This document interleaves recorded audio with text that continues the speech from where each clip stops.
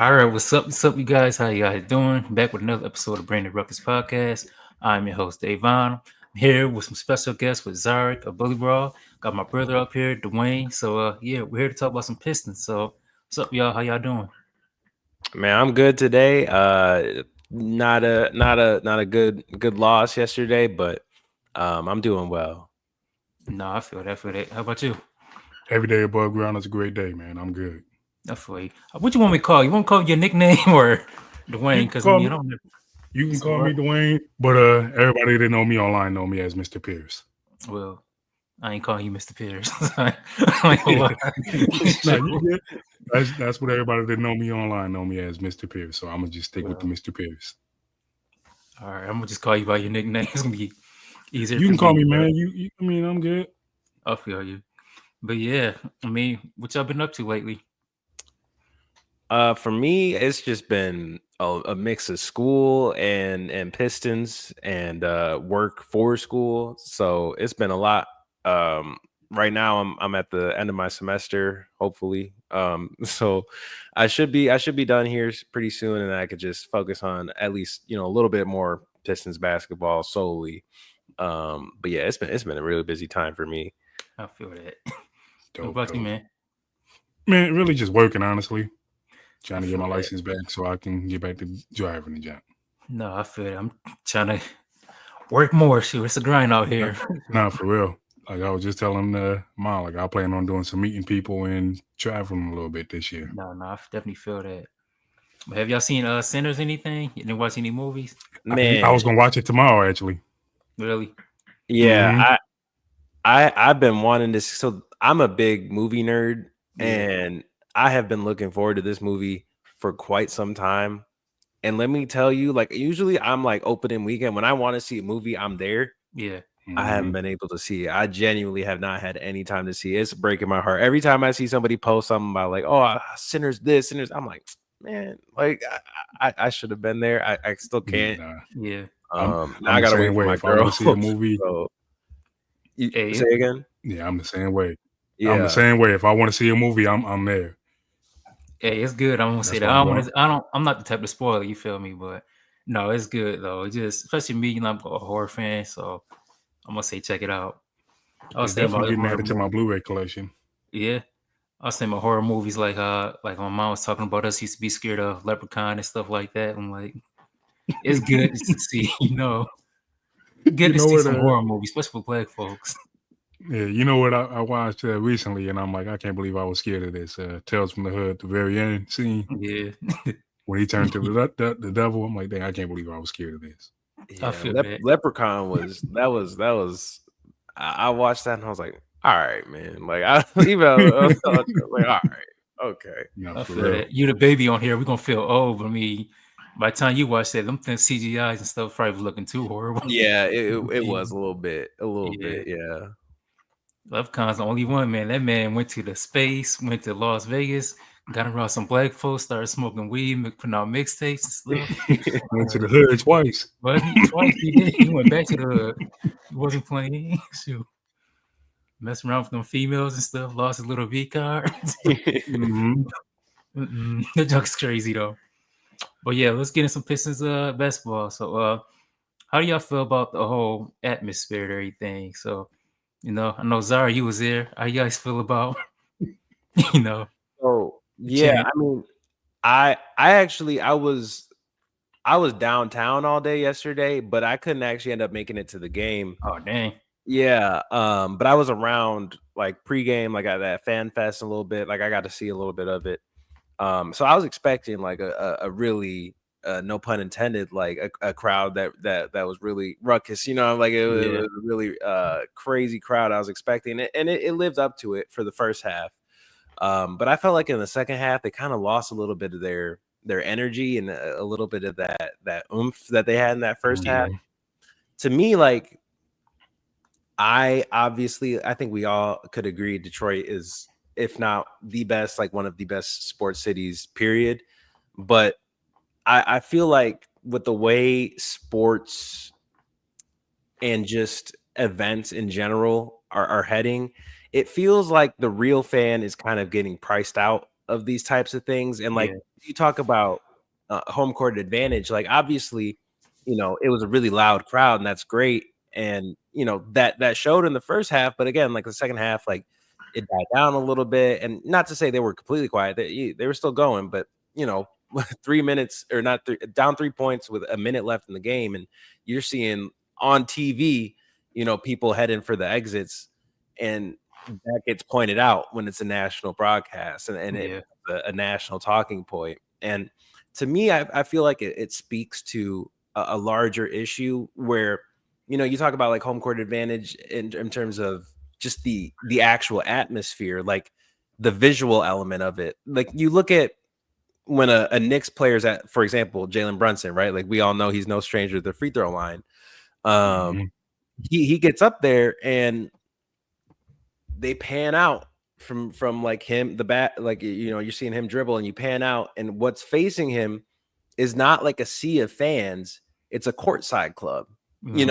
and to me, I feel like you lose home court advantage and things like that. Like obviously the noise plays an element, but the visual aspect of having, like, you look at like Intuit Dome, the Clippers arena, Oh, just they watching that got game.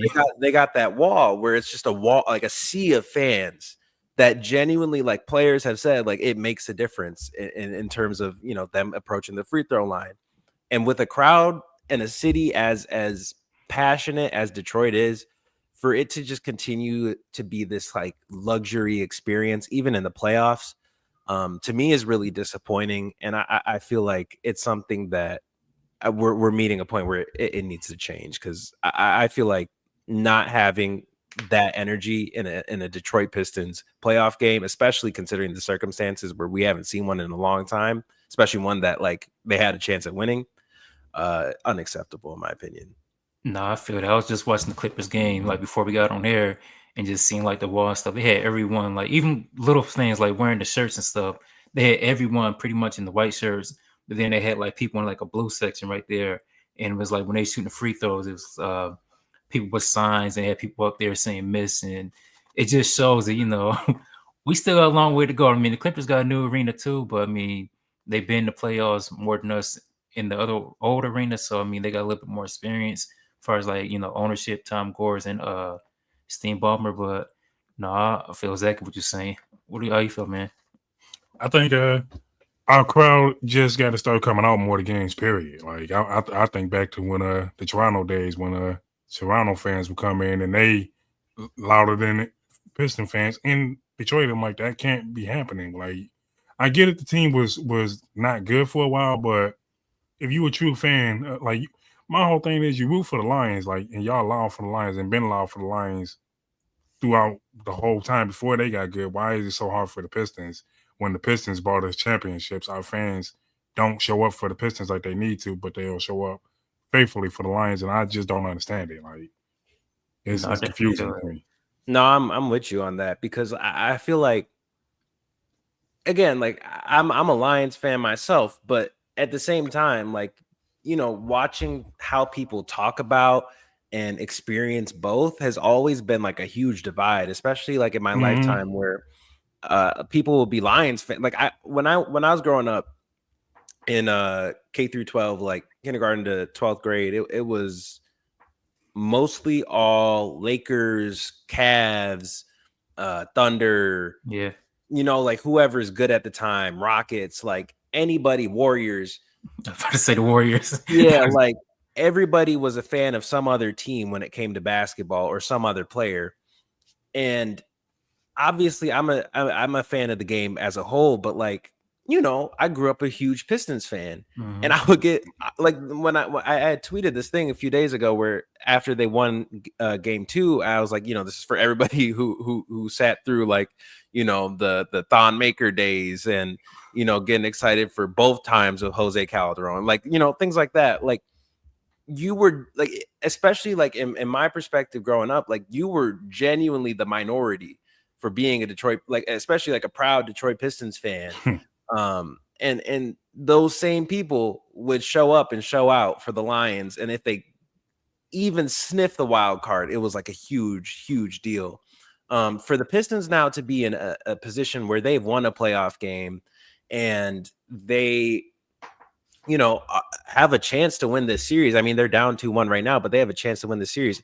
The fact that it feels like we have to hold people's hand to care about this team and actually show up is a major issue. And again, like I can't fully blame the people for this, because ultimately it is an issue of pricing and location and everything like that. But man, it's just frustrating. It's incredibly frustrating, because now even on the media perspective, like I have to see other media members be like, like the environment's crazy, all these other things, but I know deep down it could be much better.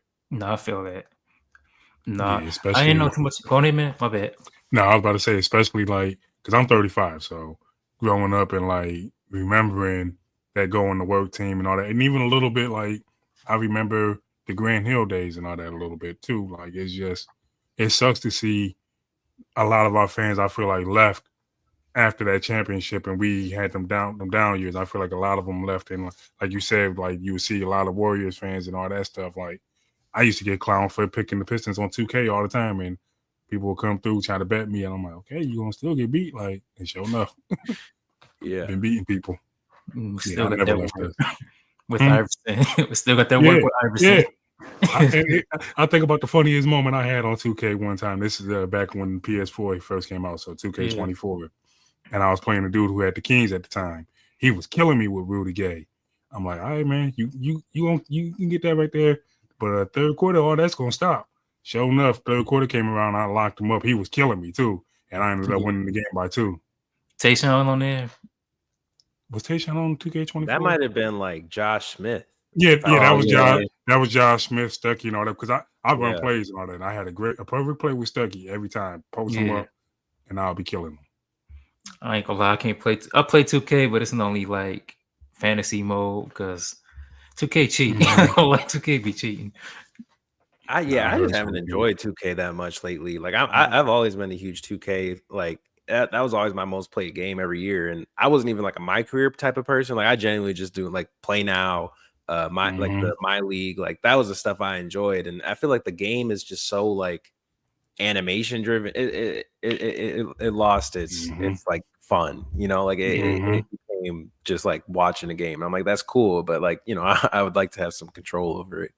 No, For I sure. definitely feel that. It's one of them games I play just because I need to get my mind off stuff, and I don't care about actually beating it. So I'm like, but it's still annoying. I'm like, dang man, this shot should go in.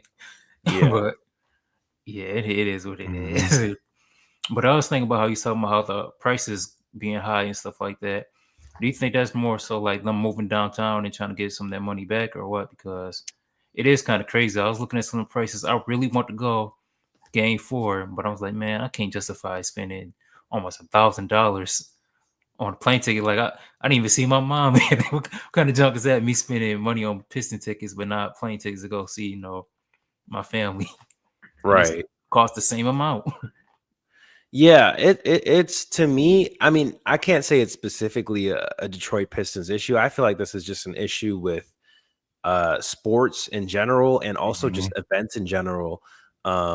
You look at like the monopoly of how tickets come out now, where it's like straight to Ticketmaster, right? Like one specific site has control over pretty much everything, which means you have to Mm-hmm. go there, or else like you go to a second party, which gets those tickets from tickets. So it just like you want to go to a concert now, and most people have to like do a payment plan, right? For Like real. it's crazy. Because I grew up like my mom would talk about, she wanted to go see Janet Jackson or something, and like that would be like 30-40 bucks, right? Like Dang, that's you can't crazy. get in anywhere. You can't get in anywhere for 30-40 bucks. Like maybe last year you could have got to a Pistons game. You could have got to a Pistons game for less than Yeah. 30. Um, Yeah. but like if your team is somewhat respectable, especially in today's day and age, like you can't, like most people can't justify like spending these prices on one game, right? Because then if you do, then like God forbid y'all lose. That's money down the drain, and now you leave unhappy, For real. right? So No. Well. it's an issue. It's a serious issue, and I don't know like what will change it, if anything, because these things are supposed to be like leisure, right? Like these are supposed to be things that people can enjoy doing, like a escape from life ultimately. Like No, obviously for real. sports is a serious business, and it's these athletes' lives, but at the same time, from the fan, this is ultimately just an escape. Like this is supposed to be something you enjoy. But they're pricing you like it's a necessity. And I feel like that's a real issue. No, I definitely No. feel that though. Shoot, I definitely feel that. I wanted to go to the Kendrick concert, and I'm seeing the Yeah. prices and all that. I'm like, Yeah. man, dang, I can't even do it. No, I definitely feel that. Like, It's weird too, especially like we all it's grown here and ridiculous. stuff, and it's like you want to do the things you couldn't do as a kid, but now you look at it like you see why your parents they take you everywhere, then take you to Disney World. So Yeah. Mhm. no, I definitely see that jump. But back to the game and stuff. How do y'all feel about Carl Anthony Towns? You think he's been unlocked? I've been seeing a lot of these things like, Cat's been going, crazy. You know I'll what I let you told take the you. lead on that.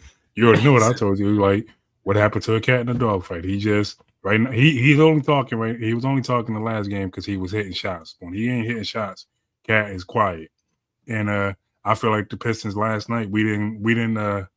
I think they like for me like I don't know if I'm wording it right, but I feel like they got too caught up in the moment of um being home after the first playoff win since 2008. I really think they got caught up in that and didn't come out with the same energy and treated like it was just a regular game. And I think that's what really kind of killed us in a way. Like we didn't come out with that fight that we usually come out with until late, and then we started fighting a little bit. But by then, people was in foul trouble.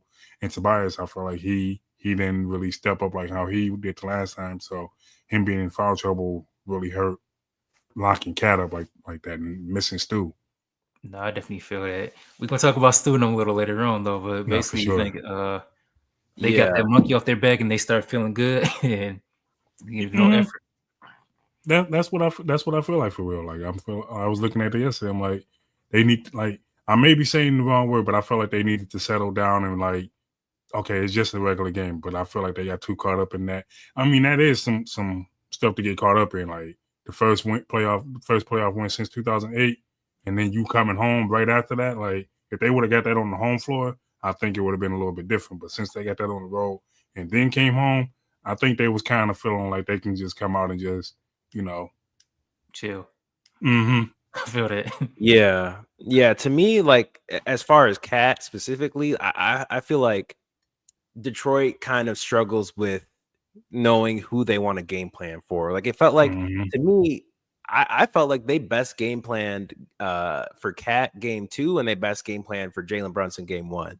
Mhm. Um, Mm-hmm. and you look at like what Cat was able to do yesterday. To me, I felt like okay, Tobias has done a pretty respectable job since Stu went down of guarding Karl Anthony Towns, especially last game. But also, you got to remember last game, Karl Anthony Towns was just kind of being passive, right? And like, not to say Mm-hmm. that's not completely unforced, but there is an element to that where like it just seemed like he was being passive in general. I don't know how much of that was Tobias, and I feel like here's what I'm thinking is like Karl Anthony Towns is gonna probably get his regardless, Yeah. Mm-hmm. unless you have Isaiah Stewart out there who has shown the ability to really limit what Karl Anthony Towns can do.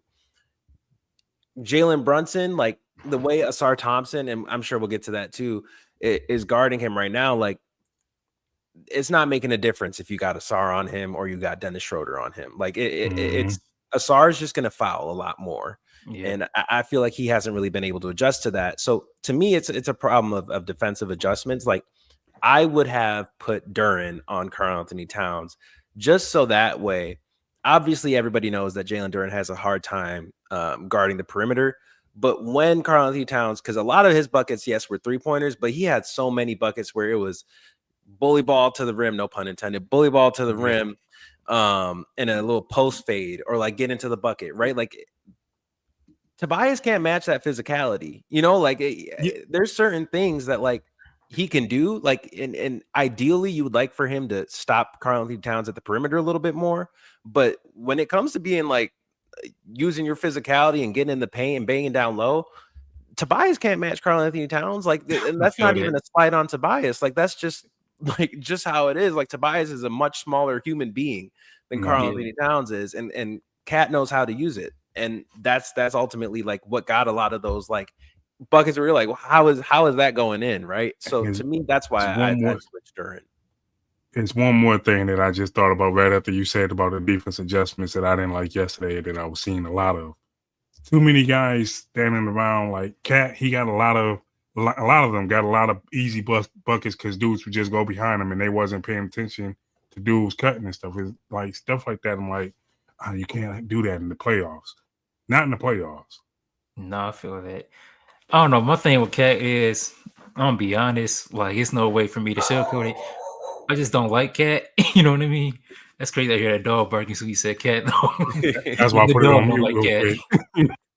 The dog heard. He said, "Yeah, forget." That. But me, it's gonna sound hard. It's gonna sound mean. I'm not a fan of Cat's game at all. I love his skills. I love the things he can do. But that whole softness aspect, I just can't take it. And to me, it's like I feel like, oh, like you said, Cat is gonna get his. I believe the whole softness. What I'm talking about. The first couple games, he was just playing soft. That's who Cat is. He's gonna be, if you push him a little bit, Isaiah Stewart, somebody on him, he's gonna be like, "Don't hit me out." He's that type of dude. But then, like, it happened last year too. They talked about him on the medium. They said, Cat, you have to do more. Next thing you know, Cat is actually showing he can actually play and hoop a little bit. But I don't know. We just see he's skilled, but to me, it's just that. I think that's what it is because Yeah, I ain't got a problem with Cat, but he is a little bit too finesse sometimes. yeah. Like that's one of his biggest downfalls is he's too finesse. If he actually remember, like, dog, if he's 6'11" or 7 foot, I know he's up there. He's I'd like say he's 7 foot. 7 foot. Yeah, like you 7 foot, bro. Like I got that same issue with somebody else in the league too. Like, dog, you 7 foot. Use your size a little bit. Like, take Oh, advantage Yeah, Rudy of it. Like, Gobert. and nah, he just. But no, I was about to say Wemby because Wemby's Oh, like yeah, that, Wemby does and struggle with I that. like Wemby, AD but that's too. one of his big issues. no, it's hard watching Spurs games because you want Wemby to do more. But I understand too, he's like 19 Yeah, and he's real. he's a Yeah. kid still. And he's still super skinny too. So I mean, I understand him not trying to bang a little bit because he's not even fully developed yet too. So I understand Wemby a little bit. Cat is like, how old is Cat? Cat is like in his 30s, isn't he? Or No, 20 something. I think he's at like 28. Yeah, Well, he's too grown to be so soft. And like to me, it's not even like the finesse stuff. It's just more so like his mindset and stuff. Like I shoot, just can't take that soft stuff. I think that was Anthony Edwards' problem with him. Is like, dog, like I know that was for sure Jimmy's problem. What Jimmy used to say all the time about him, like you too soft and like you're not taking advantage of all your skills and your natural what God gave you.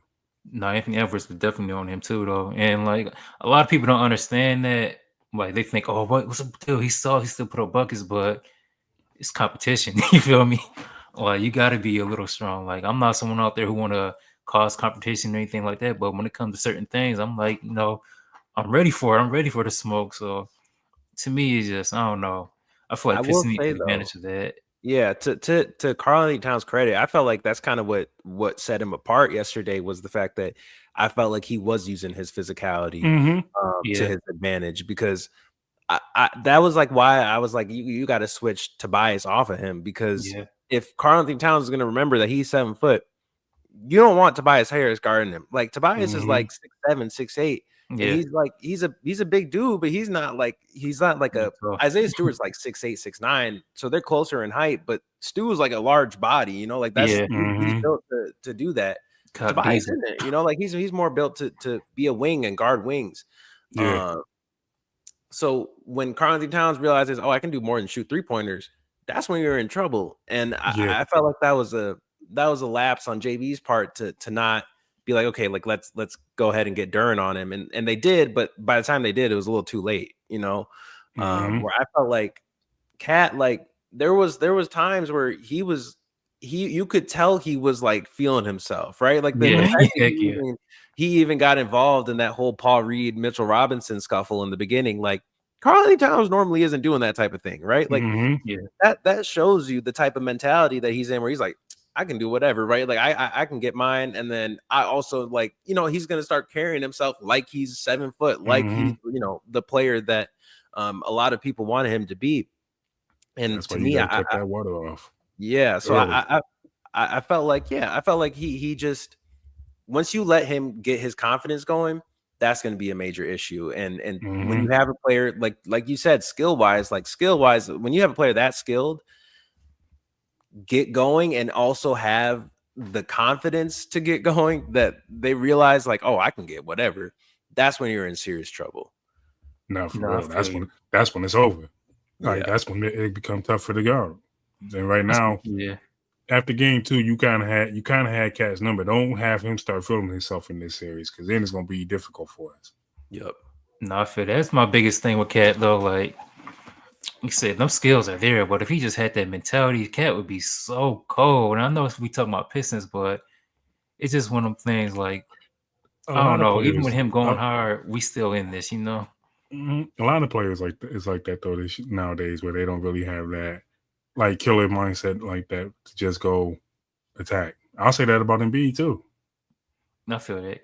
I think about him all the time, crying when Kawhi hit that shot. I'm like, I Man, I know probably part of would have it. too. That's like I the feel most that. that like you're like, all right, like there's no way that's going. Like, you know what I mean? Like it's one of those Yeah. shots. I was like, all right, bro. Like, He was probably whoa. doing baby cries. So he was ugly crying. Yeah. He was ugly crying on that one. What? I don't know. I'm not much of a crier though anyway though. But you guys Yeah, mentioned Beef Stew's impact. How do you feel about that? You feel like he's missing JI too. How you feel about that? I definitely think we missed him yesterday, and that's Yeah. it really showed. Like his not only just because his defense and everything, but I think his vocal impact and everything too. Like you need them vocal leaders on the floor, and I think he give us that. Where he seemed like he's the type to call out a little bit more and everything. Like when he's not on the floor, it seemed like that's strongly missing where he can kind of quarterback the defense a little bit. No, I Because, definitely feel that. but I definitely feel like we was missing him yesterday. Like Paul Reed did his thing, but he just didn't have he don't have the Stu just got the it factor, I and like feel that. he had that since his rookie year to me. Like there was something about him. Yeah, Yeah. yeah. Go ahead, my Yeah. bad. Like to me, I felt like when Isaiah Stewart went down after game 1, I was concerned that the Pistons would not win more than one game. And granted, they Mm-hmm. have won one game so far, with the potential to win another tomorrow, or not tomorrow, Sunday. Um, and I I will say, like, I'm surprised they were able to limit Cat as much as they did last game, with no Isaiah Stewart. But last night against New York, you could definitely see that they were missing Isaiah Stewart. And I feel like Mm-hmm. Paul Reed, I got to give him credit because I feel like he hasn't gotten nearly enough credit.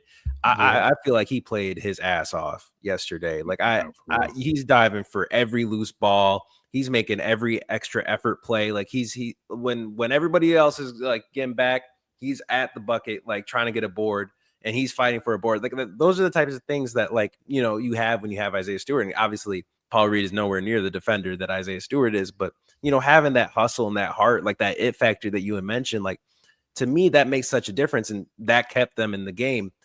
Now, if you had that and you had the defensive prowess that Isaiah Stewart has, that changes a lot. Yesterday. So I feel like Mm-hmm. not having Stewart let New York also kind of have that confidence that we were talking about, where Yeah. I feel like they know they can get away with a little bit more because there's no Isaiah Stewart out there. The whole Mitchell Robinson, Karl Anthony Towns thing like that. I don't know if that's happening if Isaiah Stewart's on the court. It's No, I definitely feel that. And I just feel like also, like, on the offensive end, sometimes I feel like Duran can get caught sleeping, especially on the boards. But mm-hmm. Stewart, like, you know, he's never going to be your lead scorer or anything, but he knows his role pretty well, and he knows that he has crash the boards, and he can also like stretch out the floor a little bit more, where he can get to the 3-point line and, you know, at Mm-hmm. least pose a threat there. And I feel like Asar has really struggled offensively with no Stu, because, you know, when the paint's kind of clogged up, I feel like Asar hasn't really been able to do the things that he normally does. But again, I feel like that's also just kind of where he is right now, especially on a scale like this in the playoffs. But on Jaden Ivey, real quick, also, I felt like yesterday was a game where you really, really, really missed Jaden Ivey, It showed.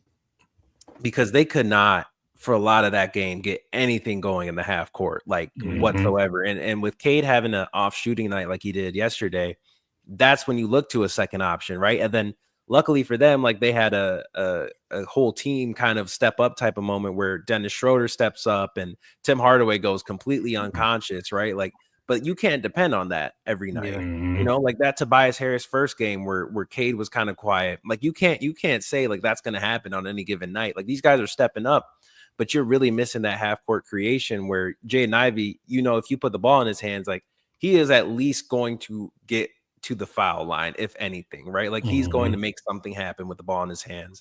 And I feel like they're really missing that type of offensive explosiveness. No, I Yeah, definitely feel definitely. that. You think he gonna come back? I do. I think he'll be back. I don't know if he'll be back during this series, but if they do happen to pull away with this series and get to round 2, I would expect him back by then. No, I feel the same. I thought he was gonna be back at it before the playoffs started. Honestly, just because I mean I'm not a doctor, of course, but just looking at some of the timelines with stuff, I looked at people like what's his name, Pablo, and people who had similar injuries like that.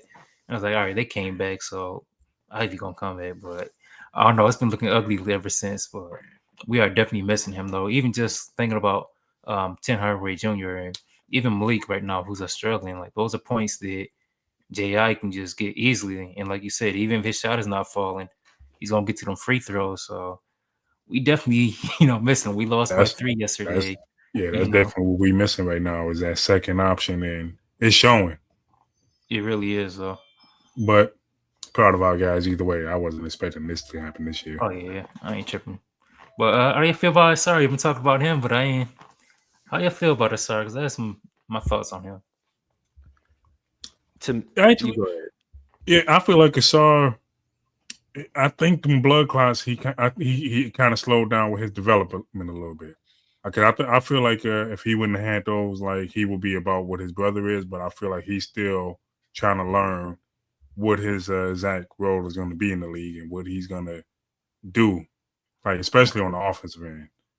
Like, because defensively he got it. He just got to calm down and like no, it's gonna come, but I don't know.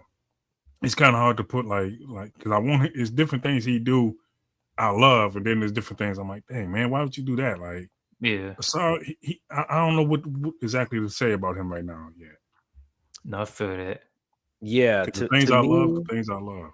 yeah, exactly. Like Asar is someone I feel like he had shown flashes in the regular season of the player that a lot of Pistons fans really want him to be. Hmm. But you did mention a good point with the blood clot where, you know, he came in not even at the start of preseason, right? Like he came in like a little Mm-hmm. bit through the beginning of the regular season.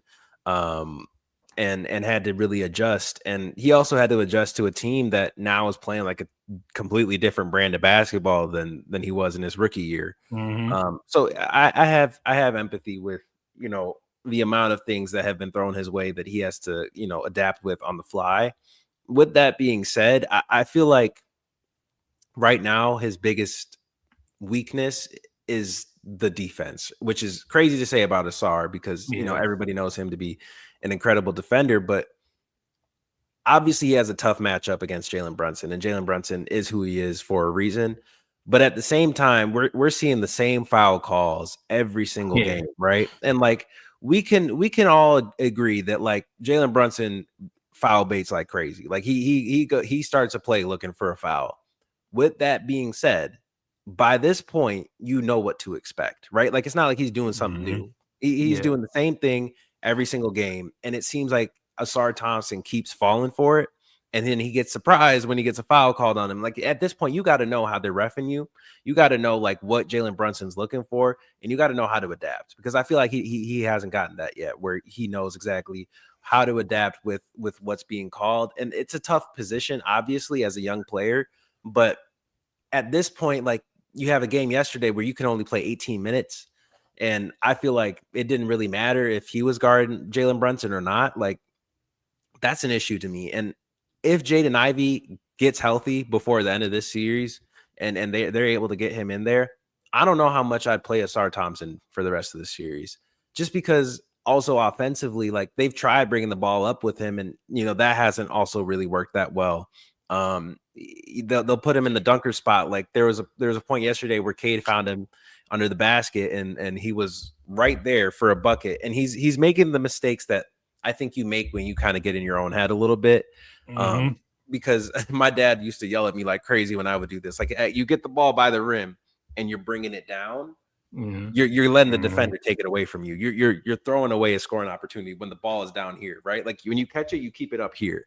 And I feel like these are just things that like maybe his confidence is shot, maybe there's something more, but right now I don't know how playable he is in a playoff series that you want to win.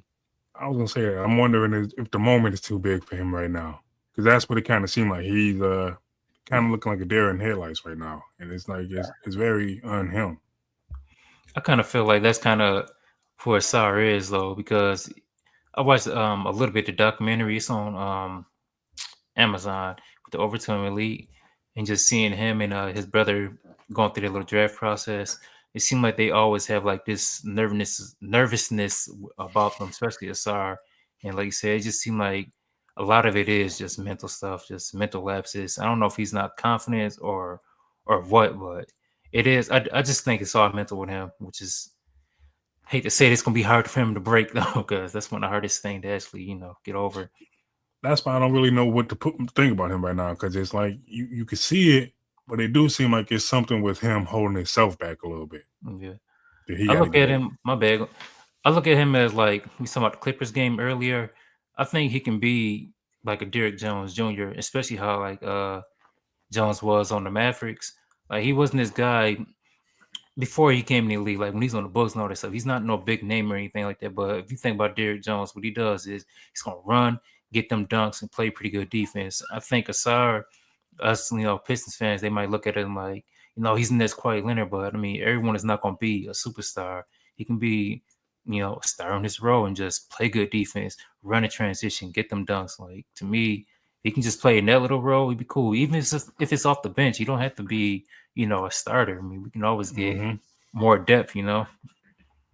Yeah. Like I feel like right now he's out of his depth as a starter, and I would be a little bit disappointed if JB rolls out the same starting lineup tomorrow, just because Asar is going to get in foul trouble early at this point, right? Like he's going to get in foul trouble early. He's going to have a hard time guarding Jalen Brunson. That he's not going to really be able to provide much in terms of scoring or in terms of playmaking as a whole right now. So I feel like you've got to shrink his role in order to build his confidence back up. And it's a hard thing to do in the playoffs, because the playoffs is the most intense time, right? So it's a hard time to just be like, all right, like let's build your confidence, but you got to do something, because I feel like it's reaching a point now where it's becoming an actual issue that is losing them basketball games, right? Like every play matters in the playoffs, and yesterday they lost by 2 points. Like it came down to the last 0.5 seconds. Like those plays where there's a turnover or you just get lost in the moment, those things lose you basketball games and then ultimately end your season. And I don't think the Pistons can afford to do that. So I feel like right now you got to make an adjustment. I don't know who you start in his place, but I feel like you got to put someone else in the starting lineup right now. Fontecchio. Honestly, like Fontecchio hasn't shot the ball well this year, but at least what he's going to be able to provide. And that he's going to be able to like at least be a bigger body, because right now, like at least you can say Simone Fontecchio, like he can hypothetically stretch the floor, right? Like with Asar, like he's not going to shoot, but when he's playing the way he has, then the playmaking that he gets credit for, as well, he can't space the floor, but with his shooting, but he can make plays with the ball in his hands, or he can make all these types of things like he hasn't been able to do. At least you can have someone sit out in the 3-point line and pose the threat of shooting, where it gives someone like Cade to kick out to and then make the extra pass. Something where at least you pose a threat. Because right now, again, I just don't feel like you're doing Asar any favors. Not for this one, at least where they can be like, he's over there. I need Asar to work on that. Asar, I need him to work on that jumper all summer. That's what you need to be doing. I feel like even if he get a mid range, he'd be all right though. That's what I'm saying. Mid range. Like, just work on the jumper. That's all you gotta do, and you'll be a lot better. No, I definitely feel that, but it is what it is. Though it's hard. I mean, to me, these playoffs and the whole season, it's all about experience. So it's nothing that I'm mad about, but it is like you can do see these little things where they can, be better. And it's one of them things like if you know better, be better. So, like the stars stop falling. Yeah, You know it's and coming, stop that's falling. just mental. Yeah, Like, bro, quit putting your hand down there and reaching and all that type of junk. Like, stop ball watching. Like, you know how to play defense, play it right. no, I Yeah. definitely feel that. I definitely feel that a lot. But speaking about other defense, what do y'all think about Jalen Durant's defense? Man, well, I was kind of upset with during like the first half because I didn't Mhm. really like I was telling King last night. Like, dog, I don't feel there. I don't see his presence right now. Mhm. That second half, Duran shut me up. He started blocking shots and making his presence known a little bit, and that's what I need Duran to do more in this series. Like, bro, I need you to start taking advantage too and be a little bit more aggressive, not only on defense but offensively too. He had like that. I think it was the third quarter where he really started coming alive and he started making his presence known. I need that from him a lot more because it was too much last night. I'm watching him like, dang, is Duran even out there? I didn't even realize he was out there. No, I definitely feel that. Yeah, I think with JD, we saw game 2 where he really stepped up with no Yeah, Isaiah Stewart, and I felt like he knew the pressure coming into that with all eyes on him with no Stewart, and he stepped up to the moment. And that was something I didn't get to tweet about after game 2, just because I was more focused on the fact that they won a playoff game, right? But yeah, it was really impressive how well he played in game 2. And for me in game 3, now to come out in that first half and you're seeing him miss lobs, you're seeing him, like, you know what I mean? Mhm. Like it was really head scratching. And to me, again, like kind of like Asar, the biggest thing with JD is the mental aspect of it. And I don't know, I don't think it's a confidence thing for JD. I just think sometimes he gets a little bit like too in the moment, right? Like I don't think Mhm. it's anything related to confidence. I just think he gets caught up with everything that's happening and then he misses things that happen right in front of him. And that happens with defensive lapses as well. Obviously, JD right now, skill wise, is not built to guard Karl Anthony Towns from the 3 point line. yeah, With that being said, when someone cuts to the rim and they have JD playing right around both blocks, that's his job to stop whoever is coming towards the rim. And you see him a lot of times just kind of like looking. And that was an issue for me, especially in that first half where you feel like he's just kind of watching what's happening in front of him. And you're like, well, you got to be more aware than this. Like again, like I said, like every point counts. yeah, That goes to my issue when I was saying earlier about like people cutting and stuff. It was too many times I was seeing both JD and Asar just watching guys, and then next thing you know, a guy behind them getting an easy layup. Like, this is the playoffs. Like, I get it. I'm not gonna be too hard on them because I know y'all first time in the playoffs, y'all young. So, but I need them adjustments to be made after the second basket. You do that. Like, you got to make them adjustments, start For calling sure. stuff out and all that. yeah. Yeah, I like definitely feel it. to me, like when you have the physical presence that Jalen Duran has, that in of itself is like Mm-hmm. a great defense. Like that adds to your defense. But when you don't capitalize on it and you don't make the reads that you need to make, you lose it, right? And that's why Mm-hmm. Isaiah Stewart has been able to have the season he's had. Because Duran, I mean, he had a great second half of the season, but the first half of the season was not that great. And No, No, for real. Isaiah Stewart like stepped up in the moment where you're seeing him become one of the league's best shot blockers and really step up defensively. You see the importance he has to this team. And with no Stu, like Duran can't afford halves like that first half of that game. Like the game completely shifts if he plays the way he played in the second half of this game, the full Yeah, 48. And it definitely shifted. yeah, and It I definitely feel shifted. like another thing with him is just kind of like an energy thing. Like I don't know if it's fatigue, I don't know like what it is, but there'll be times where like you can make that extra play. Like like Paul, like I mentioned earlier, like Paul Reed is diving for every single loose ball. Like he Mm-hmm. is yeah, he is playing like it is his last game of basketball. I need to see that same sense of urgency from Jalen Duran. Like I Wow. feel like he doesn't have it sometimes until he realizes like, oh shit, like I missed that, right? Or oh, like I let someone like score like 3 buckets in a row at the rim, like off a cut. That's why like he played a lot better in the second half. I need him to Mm-hmm. have that sense of urgency all the way throughout because when he is playing his best basketball, this team is really difficult to beat. Not for real. Extremely difficult to beat. So they can't afford another half like that. Like they need Jalen Duren to be fully aware, fully present, and they need him to be extremely aggressive, both on both ends, because that means making the dive for a loose ball. That means like rolling to the basket and being ready for passes, like making reads. Like you gotta step up a little bit, because that first half ultimately like lost them the game. No, I definitely feel that. I'm really high on Duren, but it's also like I just see his flaws. So I mean, I don't want to come off as a hater or just be too hard, because I mean he is still young, so he still have a lot of development.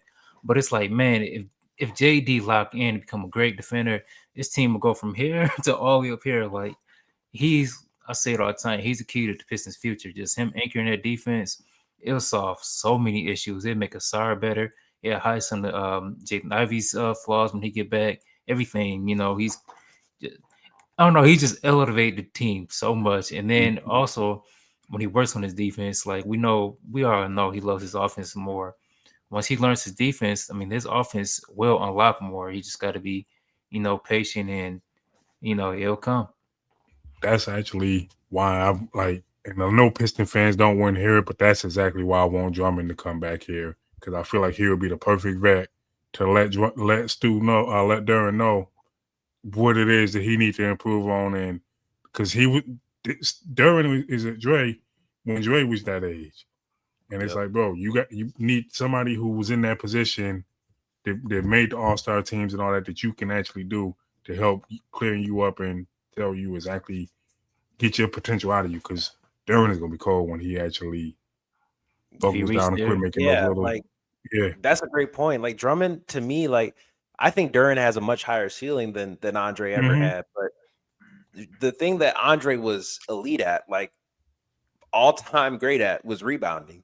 And you're watching Josh Hart, who's 6'4", out rebound the Pistons, right? Like that's something that you just makes you scratch your head. You're like, how are you getting out rebounded? Because it's not like Karl-Anthony Towns is out rebounding you, or it's Josh Hart crashing the boards. And obviously Josh Hart is a great rebounder, and he's learned positioning really well. But to me, like Duren, there is no way like you can get away with not being an imposing rebounder, especially when you have someone undersized out rebounding you that much. And I think that's again like what Andre would really be great at here is helping Duren, because I feel like, again, like we had talked about the mental side a lot. Like I feel like Drummond had those struggles mentally. Like you would see it. Like you could always tell when Dre was having a bad game.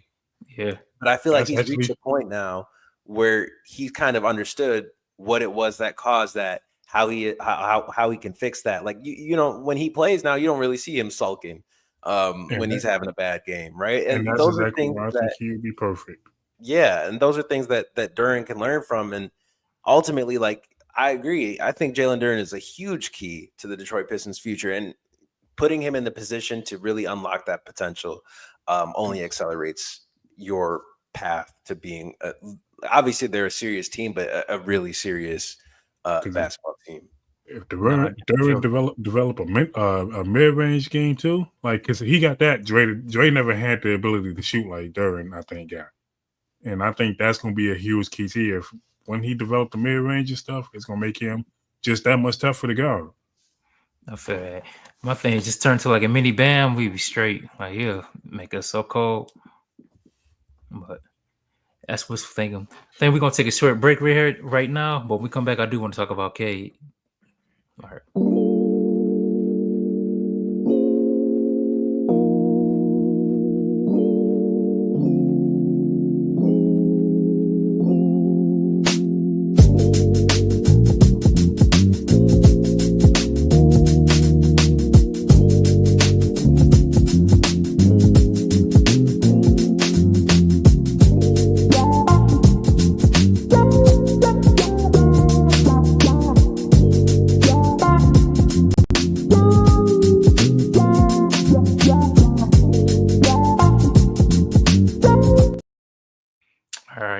Y'all good? All right, cool. Let me make sure y'all good on time and everything. I ain't trying to keep y'all too long.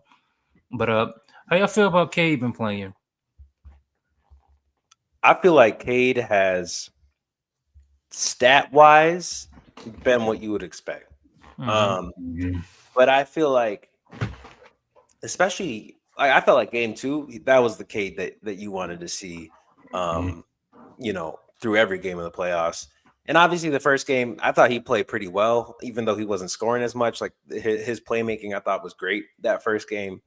But yesterday, I felt like there was a little bit something that was off in terms of just his. And again, like it felt like the moment was a little big, right? And obviously, like none of them have played of the young guys. Obviously, none of them have played in an atmosphere where they're at home. Like you had mentioned, like coming from a win on the road, right? Like that's all the amount of pressure and excitement and everything that went into that. Like I think it made the moment even bigger than it already Mhm. is. With that being said, though, like it felt like in the beginning of that game, like that first quarter, the Pistons could only score like 1 point through like the first three. I want to say like three, almost 4 minutes. Like they were not Mhm. getting any field goals to go down, and I almost felt like it played into the Knicks' hands a little bit better because they're used to that, right? Like they're used to being in a really intense atmosphere and in a really intense crowd. Like obviously LCA, like in the beginning, it was crazy, but that didn't deter them too much. I feel like for the Pistons, it was different than playing in that type of atmosphere on the road because the, this is all an entire crowd that's here for them specifically, and I don't think they're really used to that. Like you think back to even a few months ago, there was Jared Goff chance, right? So to now Yeah. having this pressure on their back, where they're expecting like, all right, we got to not only keep these fans here, but we have to show them that we're worth investing in, and I feel like that's part of it, and I feel like Cade carries a lot of that as the face of the franchise. And I feel like game four will be a lot better from him, but game three was definitely a bit sluggish. I felt like he wasn't really getting to the spots that he normally gets to in terms of scoring because there were opportunities there. Like I think back to one time where he got to the rim and there was a layup there and he passed it off to Asar where that actually I think ended up being a turnover off of Asar. Mhm. Like those are things you usually don't see Cade do. Yeah. And it felt like he was really just kind of a step behind after the beginning of that game, and I expect him to be his usual self in Game Four. But man, it was a bit tough. No, I feel it. I just thought about something when you was talking about. It's a different off topic, but LCA do gotta do better with a lot of things. I was thinking about the atmosphere again. How they had the what do you call that? The little COVID things, little speakers and stuff like defense, defense. Oh yeah, Like we gotta do better. I swear. Like Nah. Kane is doing all this stuff, putting like you said, giving all this effort, and we're just showing basically like, oh, even the fans are not showing up. Just put this little megaphone on there for we can, give this illusion that you know we have this atmosphere. Which I don't know. I feel like like you said, I understand the atmosphere was kind of crazy, or whatever, but I feel like we don't need to create it. Like let him kind of you know learn how to play through that. That's honestly yesterday. Like game three was it was weird because it like that's the only thing I can chalk it up to is it felt like the moment was too big for our young guys, and that's what really cost us the game. Like I really feel like that because it was hard to like pinpoint exactly what it was, why it seemed like all of them was kind of off a little bit I feel like yesterday. game one to me. Yeah, Like and I even had a feeling it was gonna be like that too, though. yeah, and like I was sitting there like as I was watching it, I was like trying to pinpoint what it was. But I think the game four he's actually going to come out a little bit more aggressive and because yeah, yesterday I didn't really I don't know. It just seemed like something I can't pinpoint. I'm still trying to pinpoint exactly what it was that was off with them. I feel like it was almost like how I said it was game one. Like, okay, the first playoff game was game one, of course. And then like game three is their first playoff game at home, their first home Mm, playoff game. So I do feel like it was nervous jitters and also do feel like something we don't talk about a lot is the conditioning. Like Kate said last year that you need to work on this condition. I think that this team in general, with all these young guys, they're not. I mean, they're still young. People say you probably be in the best health or whatever, but I still think they do have a conditioning thing that they go through, like traveling, going from New York to Detroit in that short order. I do feel like they probably wasn't, that well prepared. They not saying they staying out partying or doing anything crazy like that, but just hey, that was exhausting, jet It was lag, hard to everything pinpoint what it else. was. We said what? It was hard to pinpoint exactly what it was, but you could tell something wasn't right with them. They Like, just wasn't prepared. I feel like strategically he was prepared. And I feel like even Mm-hmm. conditioning wise, I felt like he was prepared. Yeah. But to me, like the one thing you can't prepare for is the moment itself, right? Like Yeah. I think that more than anything. Like I feel like you think back to last season where Cade is playing, he played most of last year, right? Like he was playing most of those games in a half empty crowd. And if the crowd is full, they're trying to sell the team. You know, Yeah. Bags on they're their head. expecting a loss. Like they're almost there to watch like a car wreck, Yeah. to now this year, for the first time ever, like he's playing in a Little Caesars Arena that is there with the expectation that they're going to win a playoff game. Mm-hmm. And obviously, like, I think that might be part of why the role players have really been able to step up in the moments where they have, is because they don't have that same pressure on them that Cade does, right? Like where Cade is 20, what is he, 23? Like 23 years old, and he has the entire offensive burden on him, right? But he also has just the image of the team quite literally on his back. Yeah. Like everything that happens with this team is because of Cade. Like, you know what I mean? Like, He's the engine. Tobias has stepped up. Dennis has stepped up. Tim Hardaway has stepped up. Paul Reed even stepped up. Duran played great game too. This is all Cade. This is Cade's team. Like through and through. This is his team. He's a franchise player.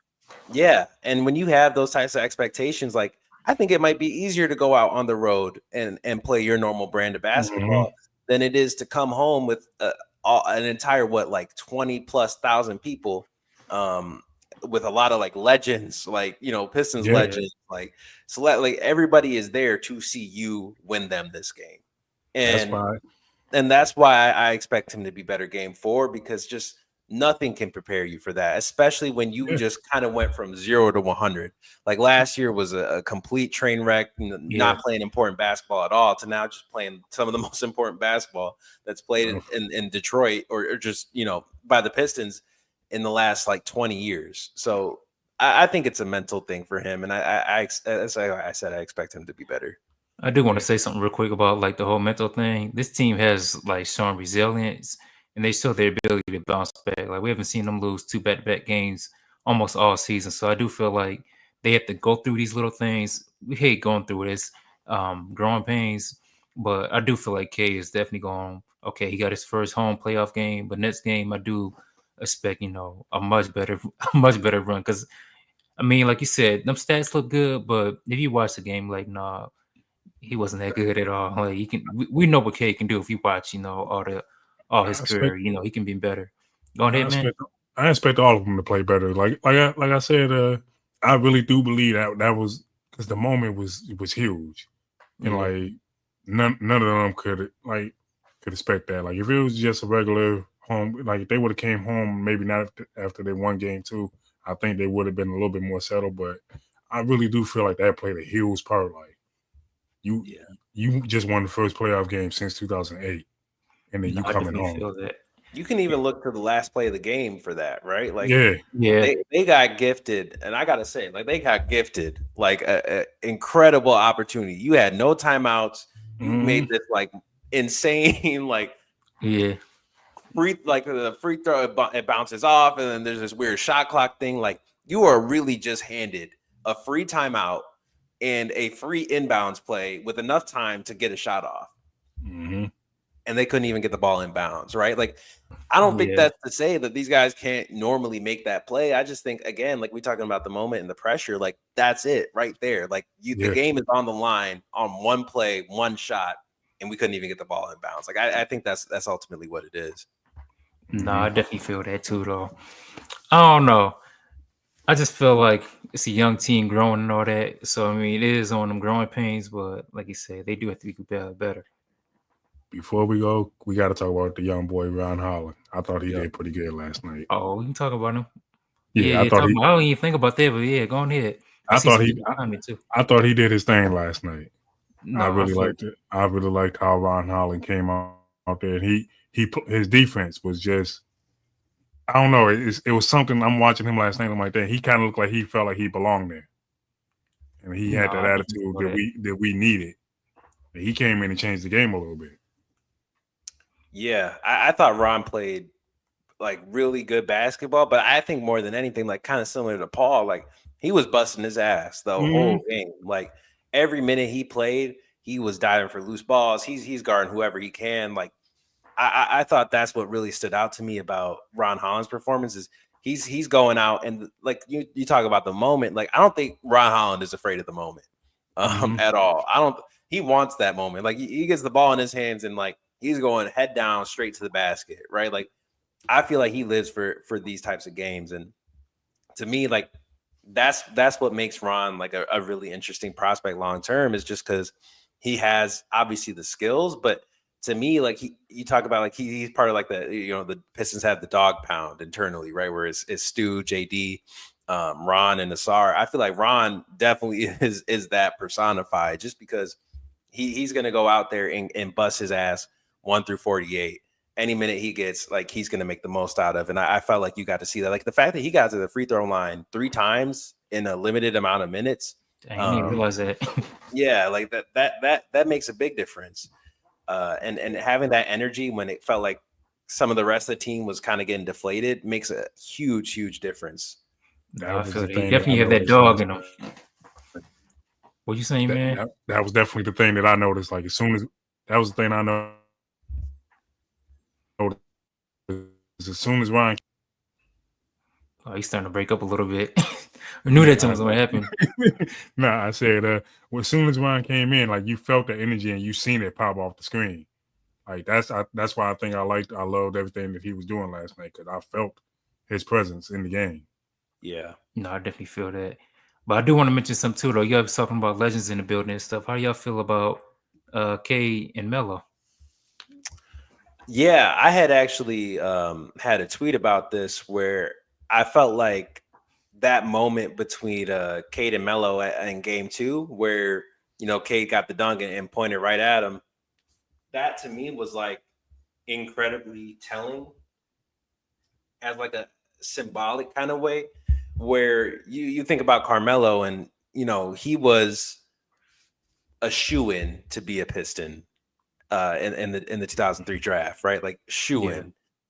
And he was supposed to be like that guy for the Pistons, right? Like yeah. it's probably forever going to be a what if Carmelo got drafted by the Pistons, and ultimately like both suffered long term for it. Like obviously the Pistons won 04 and that's huge. Like that people still talk about that championship, not even just in Detroit. Like that's seen as one of the most impressive NBA championships of all time. With that being said, who knows how many more they could have won with Carmelo, right?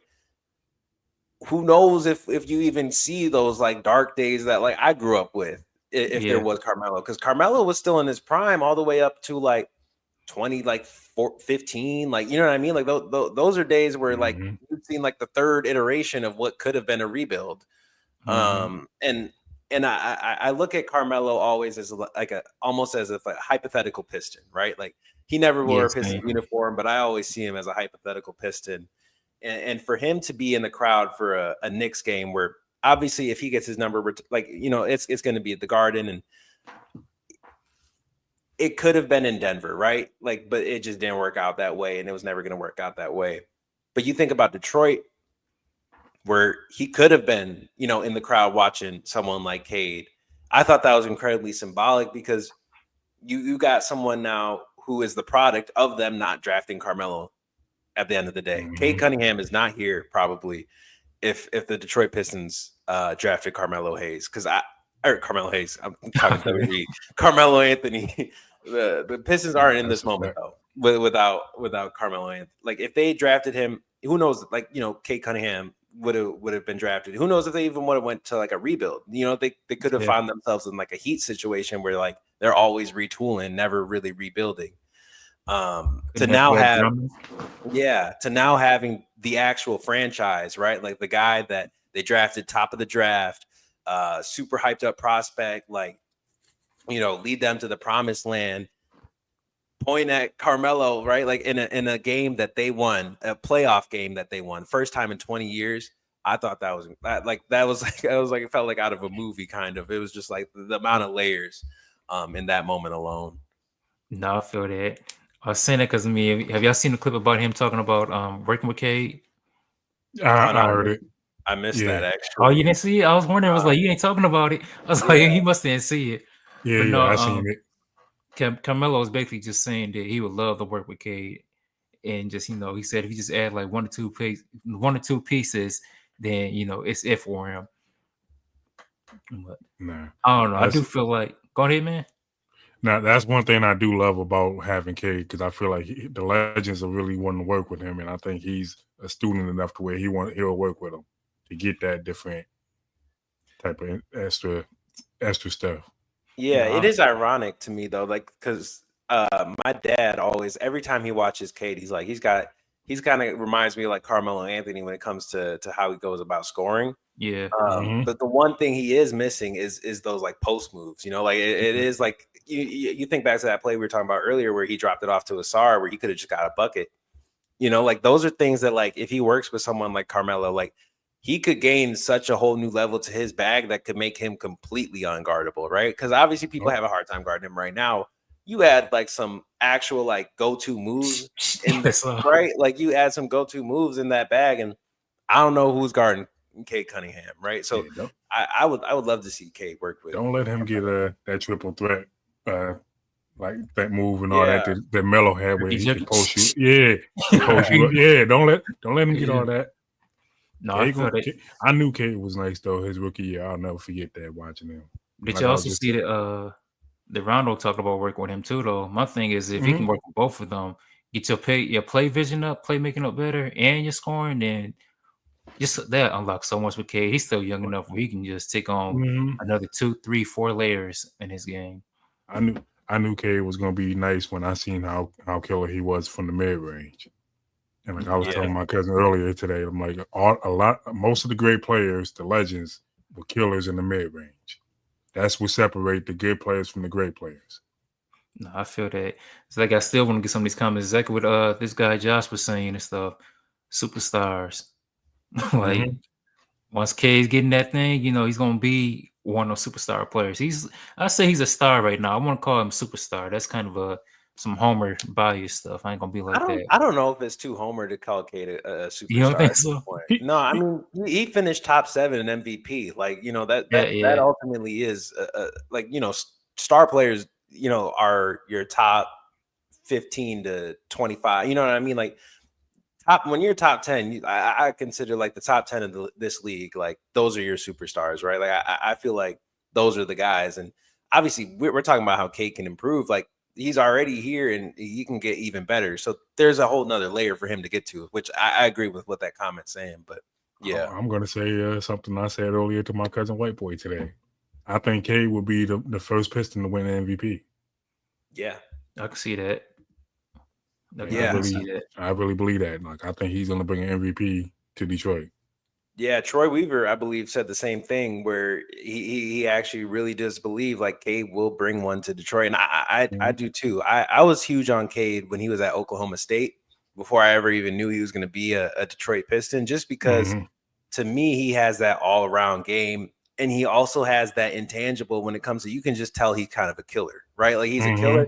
And he also is a leader. Like you never see him yelling at his teammates. You never see, I mean, he's a guy who lifts people up. Like JB always says, like he lifts people up while still going and getting his own.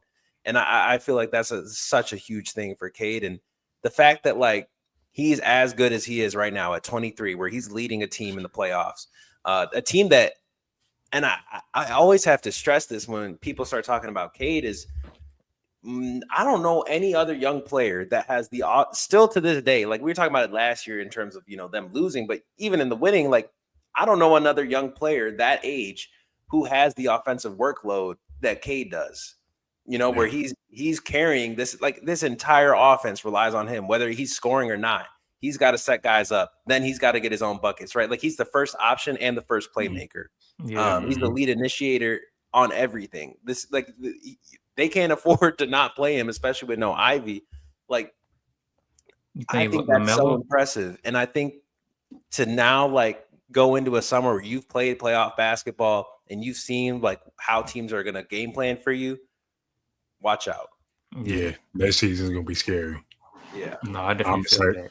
that. That's honestly what I'm more excited about right now. Is I'm sitting over here right now. I'm like, dang, just think about the off season moves and everything, the players I want to see come back, and who I No, want to see get brought in. I'm thinking about developments and stuff like that. But before we get out of here, because I know I ain't gonna lie, I'm a little hungry myself. I do want to give you guys game 4 predictions.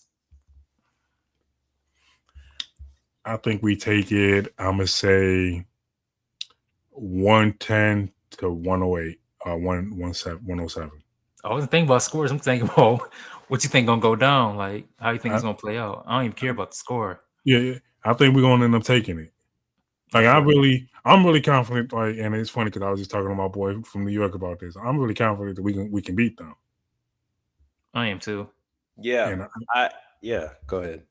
it's just you can't have them little mental lapse and all that. And I think like they had to get the home jitters out, and I think them home jitters out. We already showed that we can win on the road. If we can get one at home too, I feel like we can get them. No, I Yeah. definitely feel it. I'm with you. I feel like Detroit finds itself in an interesting position where I felt like if they got Indiana, I wasn't confident they were going to win that series, right? Like Mhm. everybody's excited about the rivalry aspect of it, which is cool. But if you are someone who watches the Pistons year round, you know that that's not the matchup you want to see in the playoffs, No, Mhm. for especially real. just because they have, in my opinion, the person who has guarded Cade the best the entire year with Andrew Nemhard. I feel like they game plan against Cade like perfectly. Um, and then you look at Milwaukee, and they've always struggled with Milwaukee, right? Like you think back to Yeah. that I 2019 did not want playoff to see series. Giannis. You don't want to see Giannis back in LCA for a playoff series. So to have New York, it's like that's the one team that you're like, not only can we win a game, because you don't know if you're going to win a game against the other two, we can win the series, right? Just Mhm. because I'm watching New York all year and I'm watching the things that happens with them, and I'm looking at like the Draymond incident where Karl Anthony Towns, after there's the death in like his family, Draymond's talking about how soft he is, and like there's a time and a place at the end of the day. Like I Yeah, love Draymond, don't get me wrong, but like he was out of line for that. And I missed that. That's yeah, funny, he but was out of line. I love Draymond to death, but yeah, he was out of line for that. And to have none of Karl Anthony Towns' teammates stand up for him hmm in the game that they played against Golden State, where they're dapping up Draymond after they just lost to Golden State. Karl Anthony Towns heading for a locker room. Like it's not like it's like, oh, they pieced it up behind the scenes. That's not cool with him. He's going to the Mhm. locker room, and you've seen your teammates go ahead and dap up the guy who is disrespecting, your family on a national platform. To me, that speaks to a bigger issue in that locker room and just as a culture overall. Like, I just don't believe this is a team that can withstand adversity in a playoff setting, because if Mhm. you don't have each other's backs, you fold immediately. You look at any of the Philadelphia 76ers teams from the last few years, and you see exactly that. trust the And process. that's what this team kind of reminds me of, is because they have incredible talent on this team. I don't think anybody Mhm. can argue that. OG Anunoby, Mikal Bridges, Karl Anthony Towns, Jalen Brunson, Josh Hart. Like, that's a great starting five. Do they mesh?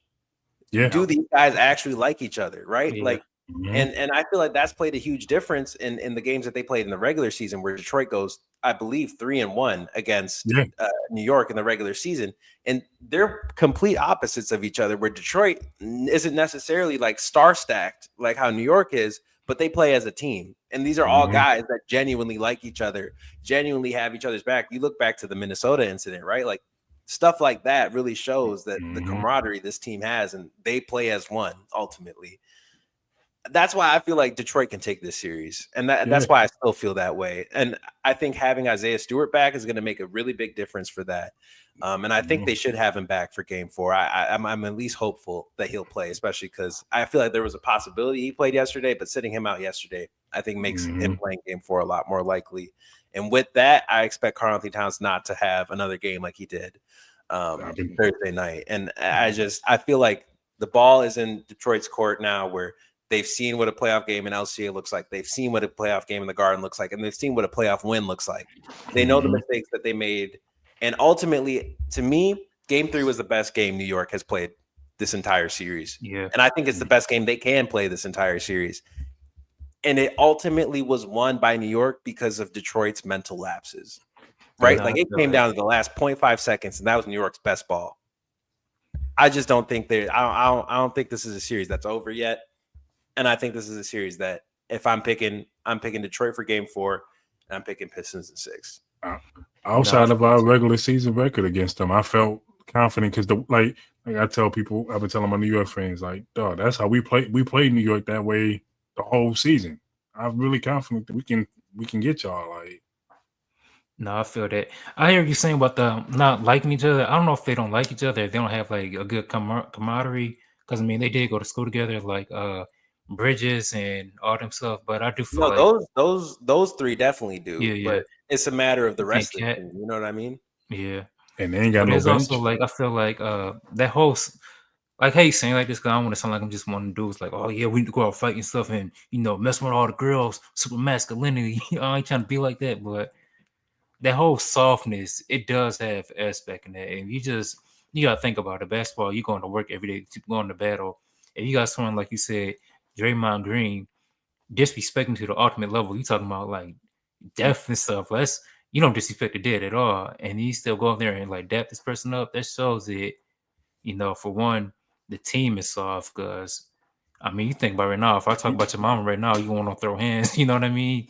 And I think who was it? That was Kat's girlfriend's sister or friend or something like that who passed away to cancer Yeah, like that. I Like, believe it was like her aunt or something. I can't remember for yeah. sure, but yeah. Either way, they gone and you talking about someone who's dead and your teammates is just still cool with it. And like it just shows that they don't have the mental toughness. So and Detroit can bring that mental toughness, even though they're young, not experienced anything, but I feel like they have the edge because they are to me the better team. They're just not the more experienced team. Like they have people like Tobias, Beasley, Shorter who've been there, but these young guys, they ain't been there. So I You know feel what I like say? they're the better team. They're just not the more experienced team. And in New York, if they actually want to win, they could capitalize on that. But again, it goes to that softness. Like if you I get feel like punked they out have. by, to me, look, all right, Pistons fans, you're gonna get mad at me. Cat getting punked out by beef stew. If I'm a Knicks fan, like Mhm. heck no, I'm gonna be mad. Like I'm saying, And Knicks fans all this all the time. Like y'all shouldn't be happy where the Knicks are at right now. For them to be I, going back and forth, toe to toe with this 6 seed, this unexperienced team, when you got 2 All Stars and Cat, like it's not a good look. Like if I was a Knicks fan, I'd be heated. I was like, I, why is Cat not going off every single game against these Jalen Durant, who plays no good? I mean, his defense is right, but it's not the best. And he's only 6'8" or 6'10". Paul Reed only 6'9". Like they really should be killing the Pistons, in my opinion. I, But you the whole know, factor is they just soft and just a weak-minded team. And you know what on my it, theory is. I say, my theory with sports teams. I tell you all the time. If they don't reflect the city, they're not gonna really be they're not gonna be a good team really. I In New feel York that. last year, I feel like last year's team reflected New York a little bit more than this year. Yeah, Yeah. this year may reflect like the flashier side of New York, but New York is a gritty city. I feel that.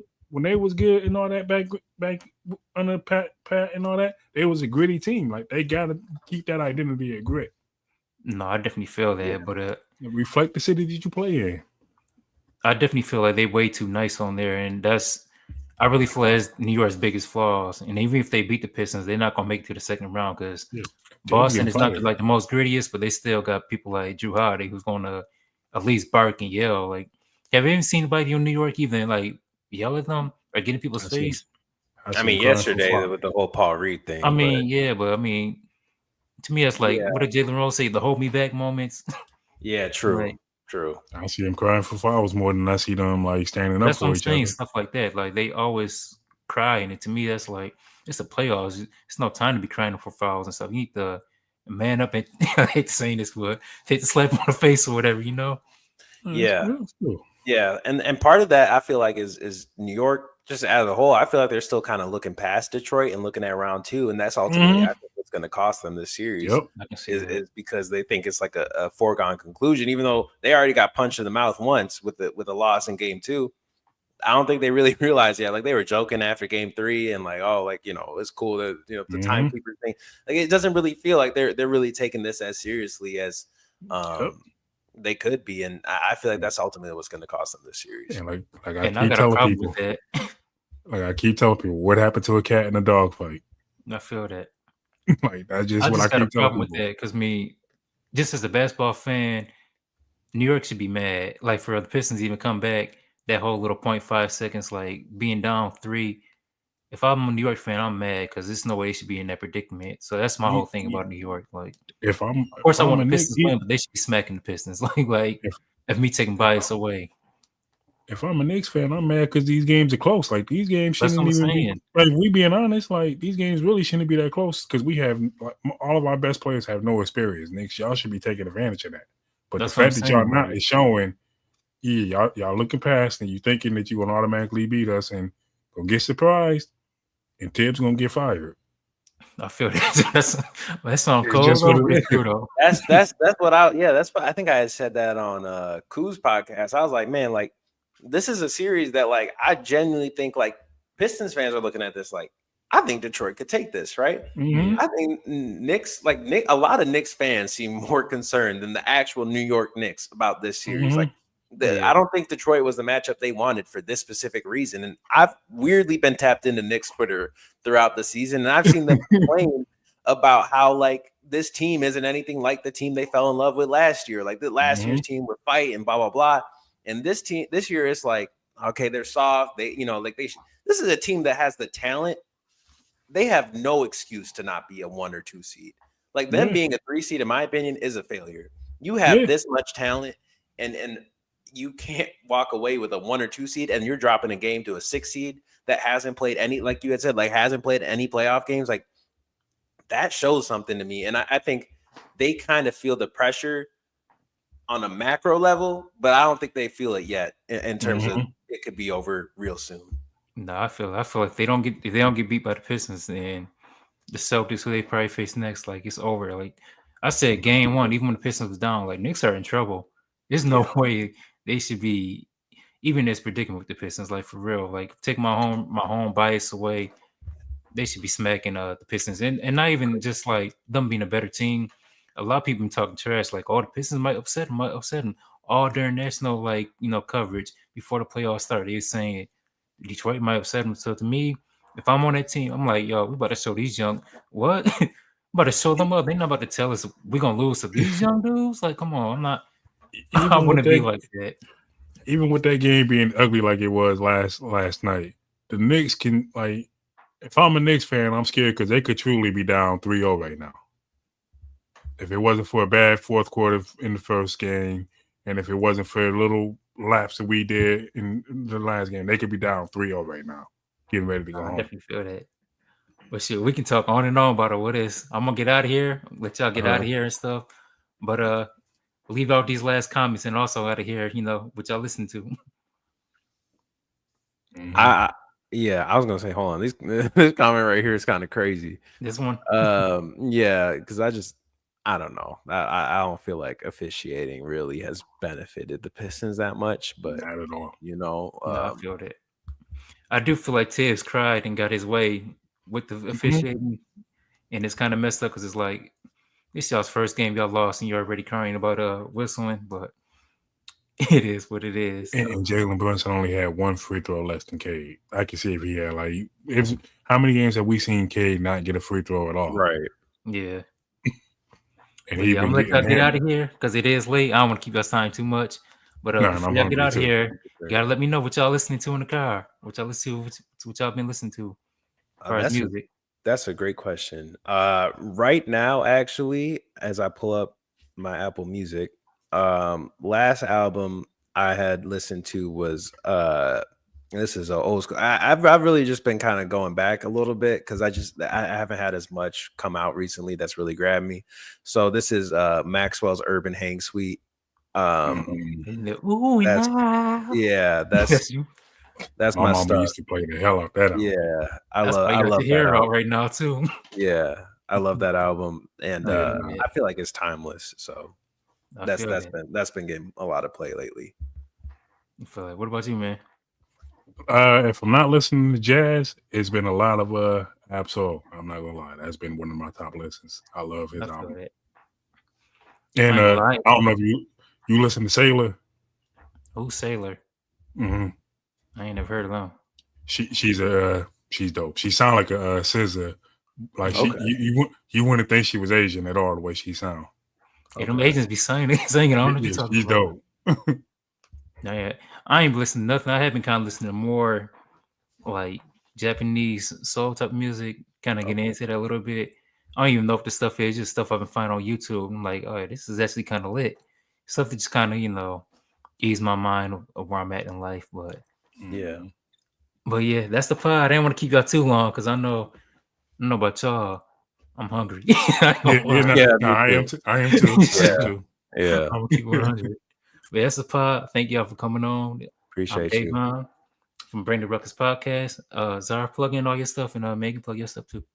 Yeah. You can find me at Zariq Xavier on Twitter and Instagram. Twitter, you can find all my thoughts just generally NBA related. Instagram, you can find mostly my photography. I cover the games. Technically as media where I could be asking questions, but most of the time that doesn't end up happening one way or another. But I do take photos, and that's been my main thing. You can find all my photos covering the Pistons from this year on my Instagram at Zariq Xavier, or on my company's Instagram, which is who I cover for, BullyBull. It's at Real BullyBull on everything. And again, I appreciate you having me on. No, I appreciate you coming on too. Well, you can find me almost everywhere at Mr. Pierce 1026.